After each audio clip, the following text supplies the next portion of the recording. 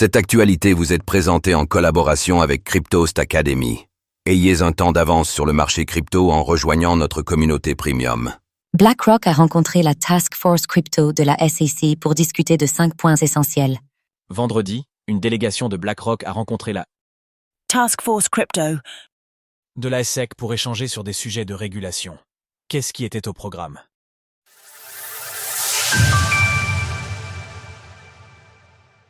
BlackRock a échangé avec la SEC sur la régulation crypto. En janvier dernier, lorsque la Securities and Exchange, SEC, a changé de gouvernance à la suite de la démission de Gary Gensler, une task force crypto a été créée afin de réparer les erreurs du passé et tenter d'apporter une réponse réglementaire adaptée à l'industrie blockchain. Esther Perse, la commissionnaire qui a pris la tête de ce groupe de travail, avait alors fait part de ses intentions d'aller à la rencontre des acteurs de l'écosystème pour recueillir des retours concrets du terrain et proposer ainsi des traitements adaptés.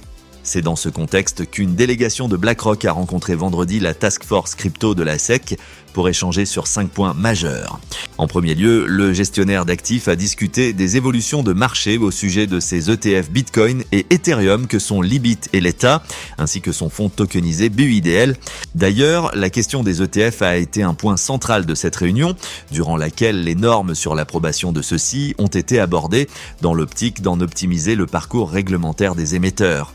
À propos de normes, les options sur ces ETF crypto ont ainsi fait l'objet d'échanges, notamment sur les limites de position et les seuils de liquidité des actifs sous-jacents.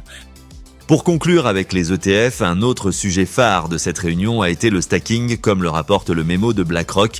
Discuter des points de vue sur le traitement du stacking, y compris les considérations liées à la facilitation des ETP, produits négociés en bourse, intégrant des capacités de stacking. Sur ce point, notons qu'il s'agit d'une demande de longue date pour les ETF Ethereum, mais que cette subtilité qui permettrait aux investisseurs de dégager un rendement supplémentaire n'a pas encore été autorisée. Au-delà de l'ETH, notons d'ailleurs que cette demande concerne également les ETF sur les altcoins encore dans leur parcours réglementaire, comme en témoigne la dernière actualité au sujet de VanEck avec le BNB. Enfin, un point prenant de plus en plus d'ampleur était aussi à l'ordre du jour, à savoir la tokenisation des titres financiers. Il a ainsi été question de leur traitement réglementaire dans le but de les développer.